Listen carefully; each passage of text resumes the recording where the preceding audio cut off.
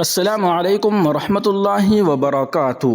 جمعیت علماء ہند کے سابق ناظم دفتر مولانا محمد یوسف خان کا انتقال، صدر جمعیت کا اظہار تعزیت۔ ناظرین و سامعین، اس اہم خبر کو آپ دیکھ اور سن رہے ہیں محسن اسلام یوٹیوب چینل پر۔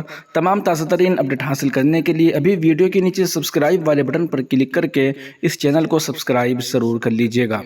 جمعیت علماء ہند کے صدر مولانا محمود اسد مدنی و ناظم عمومی مولانا حکیم الدین قاسمی نے جمعیت علماء ہند کے سابق ناظم دفتر مولانا محمد یوسف خان قاسمی کے سانحہ ارتحال پر گہرے رنج و الم کا اظہار کیا ہے۔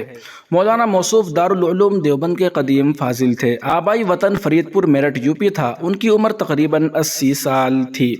سابقاً انڈین آرمی میں نائب صوبیدار اور امامت کی ذمہ داری پر مامور تھے۔ سبکدوش ہونے کے بعد دفتر جمعیت علماء ہند سے وابستہ ہوئے، جہاں وہ ناظم محاسبی اور ناظم دفتر جمعیت علماء ہند مقرر ہوئے۔ اپنی شرافت طبع، اصول پسندی، سادگی اور ایمانداری کی وجہ سے معروف تھے۔ جمعیت علماء ہند کے سابق صدر حضرت امیر الہند مولانا قاری سید محمد عثمان منصور پوری کے ساتھ زمانہ طالب علمی سے بہت گہرا تعلق تھا۔ اسی طرح جمعیت علماء ہند کے سابق نائب صدر اور سابق استاد دارالعلوم دیوبند حضرت مولانا ریاست علی بجنوری سے بھی انس و محبت اور عقیدت کا تعلق رکھتے تھے۔